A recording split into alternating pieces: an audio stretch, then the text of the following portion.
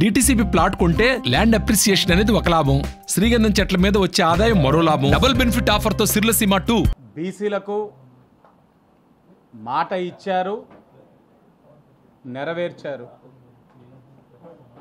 బీసీల డిఎన్ఏలోనే తెలుగుదేశం పార్టీ ఉంది. ఈ రోజున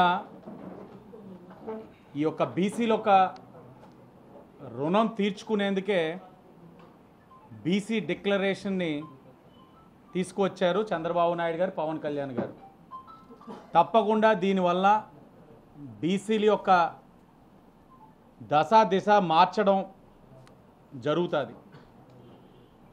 ఈరోజు బీసీల యొక్క ఉపకులాలైన 157 బాధ్యతని, వాళ్ళ యొక్క అభివృద్ధిని ఈ డిక్లరేషన్ ద్వారా చంద్రబాబు నాయుడు గారు, పవన్ కళ్యాణ్ గారు తీసుకున్నారు. ఈరోజు మీరు చూసినట్లయితే బీసీ కులాలకు 50 ఏళ్ళు దాటిన వాళ్ళకి పెన్షన్ అమలు. ఆ పెన్షన్ కూడా 3000 ఉన్నదాన్ని 4000కి పెంచడం జరిగింది. బీసీలకు 5 ఏళ్లలో 1,50,000 కోట్లు కేటాయింపులు. స్థానిక సంస్థల్లో ఈ వైఎస్ఆర్ కాంగ్రెస్ పార్టీ చేతకానితనం వల్ల రిజర్వేషన్ ఏదైతే 34% నుంచి 24%కి తగ్గిందో దాని పునరుద్ధరణ, అలాగే ఎస్సీ ఎస్టీ తరహాలో బీసీ ప్రత్యేక రక్షణ చట్టం, బీసీ పారిశ్రామిక వేత్తల ప్రోత్సాహానికి 10,000 కోట్లు కేటాయింపు, షరతులు లేకుండా విదేశీ విద్య అమలు, పీజీ విద్యార్థులకి ఫీజు రియంబర్స్మెంట్ అమలు. ఫీజు రియంబర్స్మెంట్ చూస్తూ ఉన్నాం. విద్యార్థులు ఎంత ఇబ్బందులు పడతా ఉన్నారండి ఈ చేతకాని ప్రభుత్వం వల్ల. తల్లిదండ్రుల అకౌంట్లో వేస్తానన్నారు, వేయలేదు. ఎగ్జామ్స్ టైంలోని ప్రాక్టికల్స్ రాయనివ్వరు, మెయిన్స్ ఎగ్జామ్ రాయనివ్వరు. హాల్ టికెట్ కావాలంటే మీరు డబ్బులు కట్టండి, జగన్ మీకే వేస్తా అన్నాడు కదా అని చెప్పి ఆడుకుంటా ఉన్నారు పిల్లల జీవితాలతో.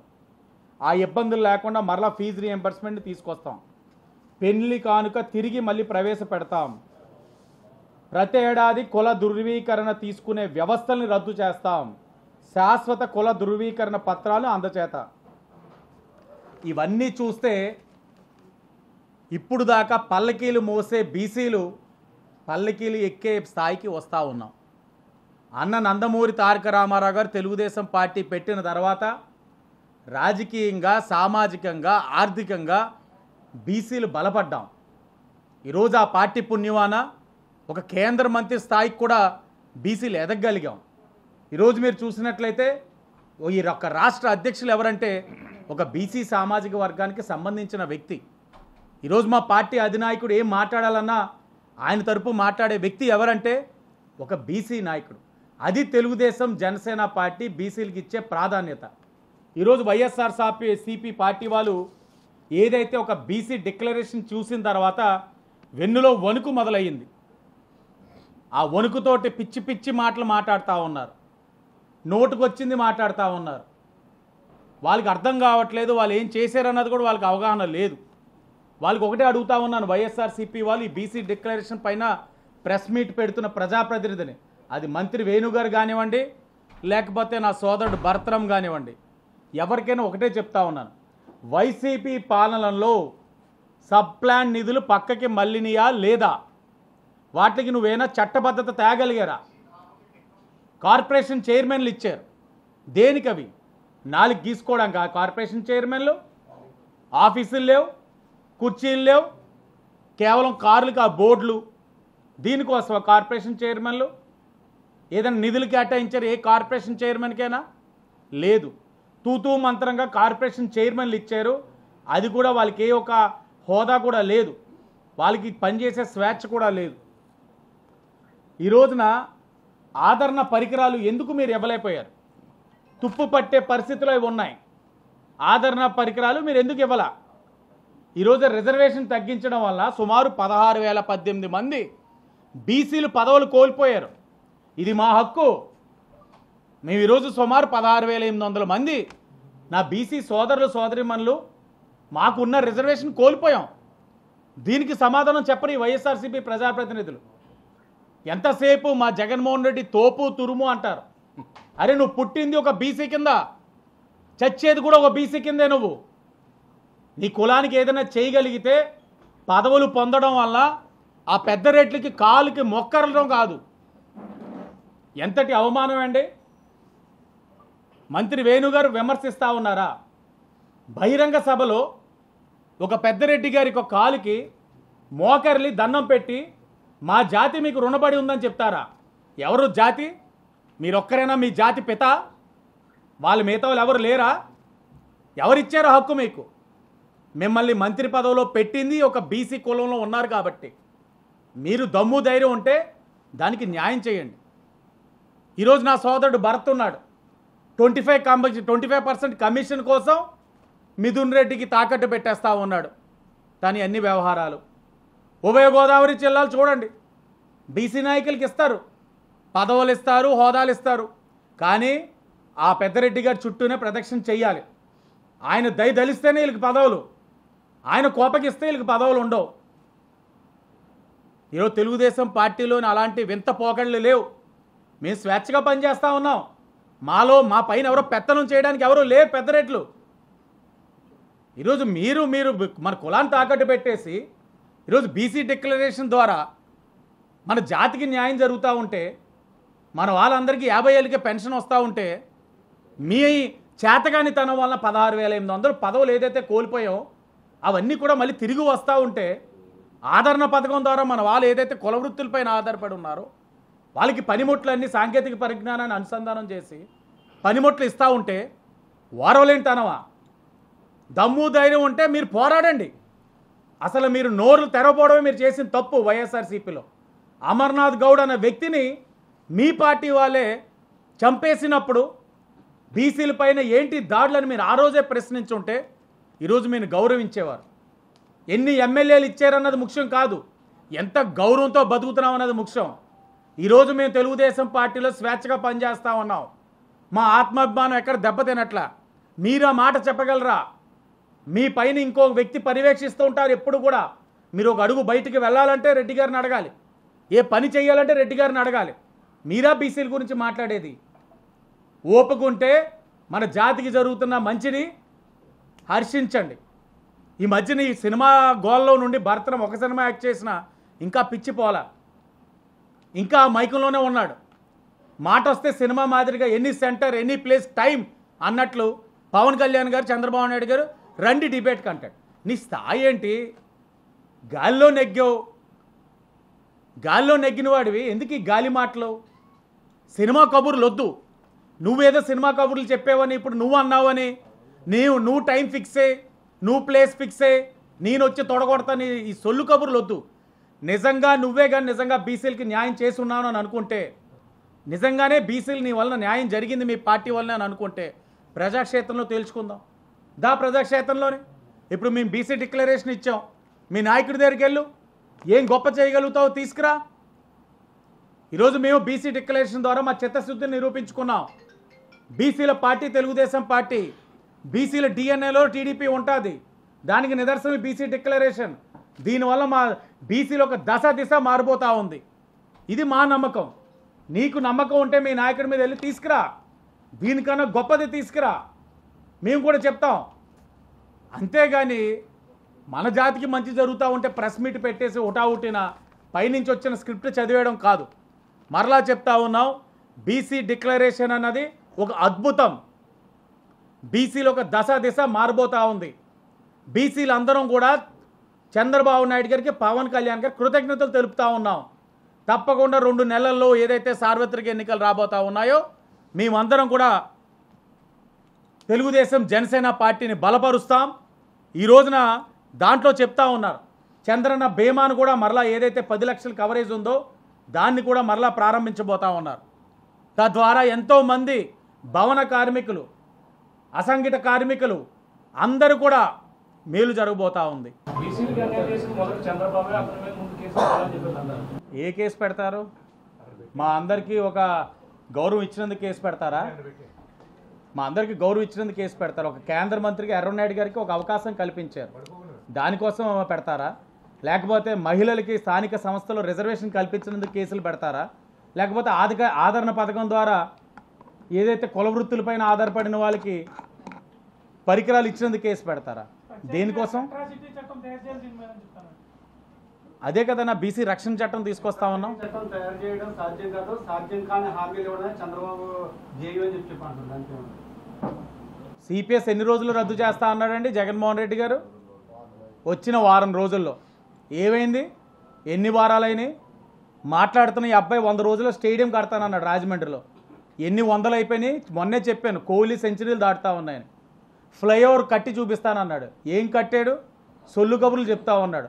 అక్కడ పనిచేస్తున్న వాళ్ళందరూ పారిపోయారట. చేత కాకపోతే తప్పుకోమనండి. మురళీమోహన్ గారు తెచ్చింది చూపించుకొని బతుకుతా ఉన్నాడు అంతే ఈ అబ్బాయి ఫ్లెక్స్లు వేసుకొని. నిన్న కూడా ఒక వ్యక్తి యాక్సిడెంట్లో మరణించారు. నిన్న కూడా సార్ 14 ఏళ్ల పాటు ఉంది బీసీ డిక్లరేషన్ అప్పుడు ఎందుకు ఇవ్వలేదని అడుగుతున్నారు. రిఫార్మ్స్ అనేది ఓవర్ నైట్ రావన్న. కొన్ని ఆలోచనలు అన్నది పరిస్థితులు రీత్యా వస్తాయి. ఒక పెన్షన్ అనేది 200 రూపాయలతో మొదలుకొని ఈరోజు 3000 తెచ్చుకోగలిగాం. 200 ఇచ్చేటప్పుడే 2000 ఎందుకు చెప్పలా? పరిస్థితులు బట్టి అనుగుణంగా అవన్నీ మారుతూ వస్తాయి. ఇప్పుడున్న పరిస్థితుల రీత్యా ఈ బీసీ డిక్లరేషన్తో చేసుకోవాల్సిన పరిస్థితులు ఈ రాష్ట్రంలో ఉన్నాయి.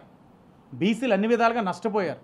కాబట్టి దీని ద్వారా వాళ్ళందరినీ మళ్ళీ ఆర్థికంగా, రాజకీయంగా, సామాజికంగా వాళ్ళని ప్రోత్సాహం కల్పించాల్సిన బాధ్యత రాజకీయ పార్టీలపైన ఉంది. దాంట్లో బాధ్యత జరిగిన పార్టీగా తెలుగుదేశం, జనసేన పార్టీ నిర్ణయం తీసుకుంది. పదే 650 హామీలు ఇచ్చారు, కానీ ఒక్క హామీ కూడా అమలు చేయలేదు. పాత మేనిఫెస్టో వెబ్సైట్ని తీసేశారంటే వైసీపీ ప్రధానంగా చేస్తున్నారు. వాళ్ళ మేనిఫెస్టో ముందు వాళ్ళు చూసుకోమనండి. సిపిఎస్ రద్దు గురించి ముందు మాట్లాడమనండి. మెడలో తీసి తీసుకొస్తాను ప్రత్యేక హోదా గురించి మాట్లాడమనండి. రైల్వే జోన్ గురించి మాట్లాడమనండి. పోలవరం గురించి మాట్లాడమనండి. అమరావతి గురించి మాట్లాడమనండి. సంపూర్ణ మద్యపాన నిషేధం చేయగలిగితేనే వచ్చి నేను ఓట్లు అడుగుతానన్నాడు ఈ ముఖ్యమంత్రి. ఏం జరిగింది? టిట్కో ఇల్లులోని నర్సీపట్నం సాక్షిగా లోన్ అనేది ఉండదు, మాఫీ చేస్తానన్నాడు. ఏం జరిగింది ముఖ్యమంత్రి? ఈరోజు టిట్కో ఇల్లు దగ్గరికి వెళ్తే చెప్పులు తీసుకొట్టేటట్లు ఉన్నారు జనాలని, వైసీపీ వాళ్ళు. మొత్తం అన్ని అబద్ధాలు ఆడారు. ఇదంతా ఒకటే ట్రెండ్. 100 అబద్ధాలు ఆడితే అదే నిజం అవుద్దేమో అని 2019 అయింది. ఇప్పుడు కూడా అదే సేమ్ ఓల్డ్ పాత చింతకాయ మాదిరిగా ప్రయత్నం చేస్తున్నారు. జనాలు తెలుగు మీరిపోయారు. బీసీ కార్పొరేషన్ కుర్చీలు కూడా లేవంటే రండి మేము చూపిస్తాము, ఉన్నాయో లేదో అంటున్నాడు. ఏముంది? వెళ్ళేసరికి వేసి కూర్చోబెడతారేమో. నేను ఇదే మంత్రి గారికి చెప్తా ఉన్నాను. ఆయన నాకు చేయలేదా ఒకరోజు ఉదయమే ఫోను? వై జంక్షన్ బీసీ హాస్టల్కి వెళ్ళా. బాత్రూమ్లకి డోర్లు లేవు, కంపు కొడతా ఉంది. చదువుకోవడానికి స్టడీ రూమ్లో లైట్లు లేవు, టైల్స్ లెగిసిపోయినాయి, పిల్లలకి సరైన తిండి లేదు, ఆర్ఓ వాటర్ లేదు, ఇంకేమున్నాయి దేవు ఆ రోజు లైట్లు లేవు. దారుణమైన పరిస్థితి. జీతాలు లేవు. వాటను ఆ బాత్రూమ్ కడగడానికి ఎవరో మనిషికి ఆవిడ సొంత డబ్బులు పెట్టి వారానికి ఒకసారి కడుగుతూ ఉంది. అంటువ్యాధులు వస్తూ ఉన్నాయి పిల్లలకి. భోజనం కూడా సరిగ్గా పెట్టకపోతే రోజు మనం అరేంజ్ చేసాం. ఒక రోజు భోజనం పెట్టకపోతే మేము పెట్టాం. ఇవన్నీ నేను ప్రశ్నించేసరికి ఉదయమే మంత్రి గారు చేశారు. 500 కోట్లు శాంక్షన్ అయ్యింది, చేసేస్తున్నారమ్మా అని చెప్పారు. ఎన్ని రోజులైంది నేను వెళ్ళి? 7-8 నెలలు అయింది. 500 కోట్లు ఎక్కడ ఉన్నాయి? 1,70,000 కోట్లు బీసీల ఖాతాలో పడ్డాయి. ఏ రూపాయలు అయితే ఏమైంది బీసీల ఖాతాలో పడ్డాయా లేదా? ఏదన్నా సబ్జెక్టులు కరెక్షన్ 1,70,000 కోట్లు బీసీల ఖాతాలో పడ్డాయి. అది ఏ రకంగా అయితే మీకెందుకు బీసీలకు అందించామా లేదా అనేది? అది మా డబ్బే మాకేసారు. మా మీద పన్నుల రూపంలో బాధి మా డబ్బు మాకేసారు. నిత్యావసర ధరలు కానీ, పెట్రోల్ కానీ, గ్యాసులు కానీ, డీజిల్ కానీ, చెత్త పన్ను, ఇంటి పన్ను, నీటి పన్ను అన్నీ మా మీద బాధి మా డబ్బే మాకేసారు. మద్యం మీద కానీ కొత్తగా వాళ్ళు ఏం చేసింది ఏం లేదు. మాకు మా సప్లాన్ కావాలి. పన్నులు తగ్గిస్తాం, నియంత్రిస్తాం, చెత్త పన్ను తీసేస్తాం. చంద్రబాబు నాయుడు గారు చెప్పారు. అన్నా నమ్మే కదా ప్రెస్ మీట్ పెట్టాం. మా వాళ్ళందరి దగ్గర, మా జాతి బిడ్డల దగ్గర తీసుకెళ్తాం ఈ మెసేజ్ని. డిక్లరేషన్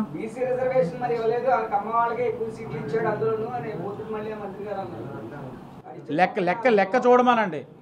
లెక్కలు తప్పుతా ఉన్నారు, లెక్కలు చూడమనండి.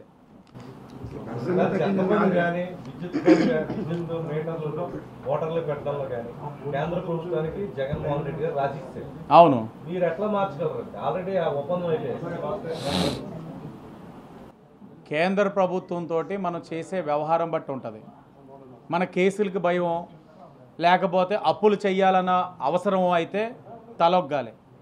మన రాష్ట్రంలోని సంపద సృష్టించుకోగలిగితే అక్కడ అప్పులు చేసే అవసరం లేకుండా ఉంటే ఒకటి మనం అంతలా దయాదాక్షల మీద బతకాల్సిన అవసరం లేదు.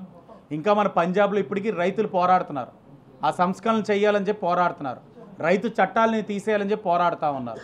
వాళ్ళ పోరాట పటిమతోటి మనం పోరాడచ్చు, నష్టమేం లేదన్నా. కేవలం 200-300 కోట్లు ఆ మీటర్లు బిగించడం ద్వారా వచ్చే డబ్బు కోసం ఆలోచించకుండా ఒక నమ్మకం రాష్ట్రంలో సృష్టించుకోగలిగితే పరిశ్రమలు వస్తాయి, తద్వారా రాబడి వస్తుంది. ఆ రాబడి ఇవన్నీ దీనికి 100 రెట్లు పెరగచ్చు కూడా, నష్టం లేదు. ఏ ప్రభుత్వం వచ్చినా సెంట్రల్ గవర్నమెంట్ ఒకే చేతులు కట్టే పరిస్థితి ఉంది కదా. ఇప్పుడు మీరు 10 ఏళ్ళు చూస్తున్నారు. మారాలని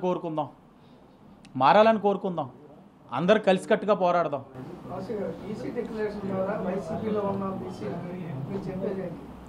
ఒకటే అడుగుతా ఉన్నాం, మారండి, మీ జాతి కోసం పోరాడండి, ఓపుకుంటే జగన్మోహన్ రెడ్డి మీద తిరుగుబాటు చేయండి. మన జాతికి కలుగుతున్న ఏదైతే బీసీ డిక్లరేషన్ ద్వారా న్యాయం ఏదైతే ఉంది చూసి సిగ్గు తెచ్చుకోండి. మీ నాయకుడు జగన్మోహన్ రెడ్డి మీద పోరాడి స్వేచ్ఛగా బతకండి. సీట్లు ఎన్ని వచ్చాయన్నది ముఖ్యం కాదు. మన ఆత్మాభిమానం దెబ్బతీయకుండా, మన యొక్క గౌరవాలు తగ్గకుండా, మన పైన అజమాయిషీ చలాయించే విధంగా పెద్ద రేట్లు ఉండకుండా బతకండి అని చెప్పి నేను వాళ్ళకి సూచనలు ఇవ్వగలను.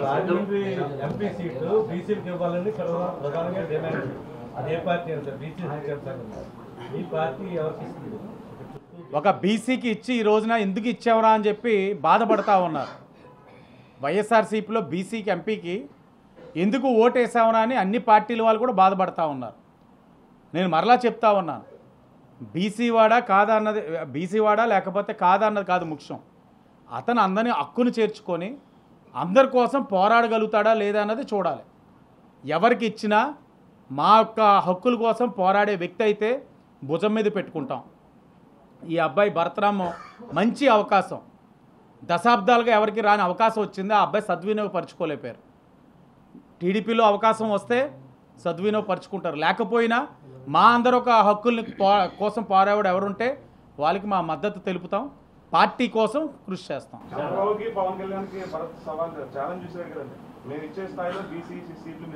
ఎవరన్నా మాట్లాడేది అన్నా, ఆ సినిమా స్టోరీలు తగ్గించమనండి అన్న. పవన్ కళ్యాణ్ గారికి చంద్రబాబు నాయుడు గారికి ఛాలెంజ్లు ఇస్తే స్థాయి మందా కాదా? ఎందుకు ఈ ఛాలెంజ్లు? 2 నెలల్లో ఎన్నికలు ఉన్నాయి, నిన్నే ఏదో తీసేవాట, అందరు కూడా ఇంకోటి తీద్దామని చూస్తున్నారు. ఇవన్నీ సినిమా స్టంట్లు మానేసి ప్రజాక్షేత్రంలోని ప్రతి వార్డులోని వాళ్ళ నాయకులు ఎవరన్నా చూసుకొని పనిచేయమనండి. ఈ సినిమా స్టోరీలు తగ్గించుకోమండి. చేసింది ఒక సినిమా, అది ఫ్లాపు, దాని పబ్లిసిటీ కూడా సైట్ అమ్ముకొని చేసుకున్నాడు. దీనికి ఇంకా ఎందుకు సినిమా డైలాగులు? నీకు ఏదైనా ఛాలెంజ్లు చేసే బదులు నువ్వేం చేసావు జనాల్లోకి వెళ్ళి చెప్పుకో. ఎన్ని కార్పొరేషన్లు తెచ్చావు, కార్పొరేషన్ ద్వారా నిధులు ఎన్ని తెచ్చావు, దానికి చట్టబద్ధత ఇచ్చేవా లేదా సప్లాను, తద్వారా ఎంతమంది లబ్ధి పొందారు, ఇవన్నీ వెళ్ళి జనాల్లో చెప్పుకోకుండా మీడియా ముందు మాట్లాడానా, నా పేజ్ ఎంతమందికి వచ్చింది, ఎంత బూస్ట్ చేసుకున్నాను, ఎన్ని లైకులు వచ్చినాయి, ఎన్ని షేర్లు వచ్చినాయి, ఇంకా ఇప్పటికీ ఇదే మారమని చెప్పండి అన్న.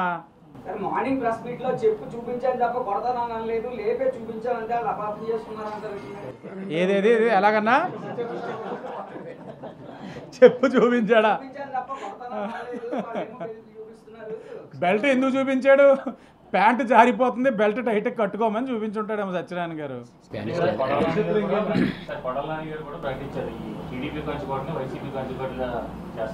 ఆయన అన్ని కోట్లు బద్దలు కొట్టుకుంటూ వచ్చేస్తాడు. ఆయన కోట్లు బద్దలు కొట్టే మేస్త్రి.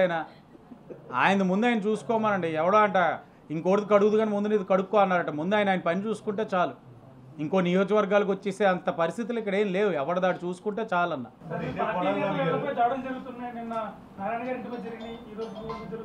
జరుగుతాయి అన్న, అన్నీ జరుగుతాయి. ఓటమి భయంతో ఇంకా ఎన్నైనా చేస్తారు. దానికి అందరు టీడీపీ వాళ్ళు సిద్ధంగా ఉన్నాం. ఇంకో వారం రోజుల్లో కోడ్ వస్తుంది. కోడ్ వచ్చిన తర్వాత అసలైన ప్రజా తీర్పు ఎలా ఉంటుంది అన్నది వాళ్ళ కళ్ళతో చూస్తారు. ఓటమి భయంతో ఇంకా చాలా చేస్తారు. జూనియర్ ఎన్టీఆర్ తొక్కేయడానికి చాలా కుట్రలు జరుగుతున్నాయి. ఇప్పుడు కనుక తెలుగుదేశం మళ్ళీ వస్తే ఇంకా తొక్కేస్తారు. కావున అన్న జూనియర్ ఎన్టీఆర్ హ్యాపీగా RRR మూవీ తోటి మంచి సక్సెస్ రేషియోలో ఉన్నాడు. ఆయన సినిమాల్లో ఆనందంగా ఉన్నాడు. ఆయన తాతగారి పార్టీని కాదని ఎక్కడికి పోడు.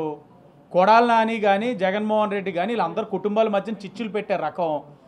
ముందు జూనియర్ ఎన్టీఆర్ని తొక్కేయడం పక్కన పెట్టి షర్మిలాని ఏం చేయబోతున్నాడు జగన్మోహన్ రెడ్డి కొడాలని అడగండి.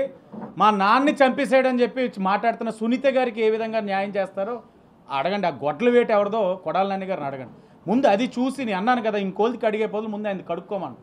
సునీత గారు అలాగే షర్మిల గారు ఎవరో కాదు కదా, వైఎస్ కుటుంబ సభ్యులే కదా, మన ఇంటి ఆడబిడ్డలు, వాళ్ళ ఇంటి ఆడబిడ్డలు. అది చూసి దాని తర్వాత మా జూనియర్ ఎన్టీఆర్ కోసం ఇంకెవరి గురించి అని తర్వాత మాట్లాడదు కానీ.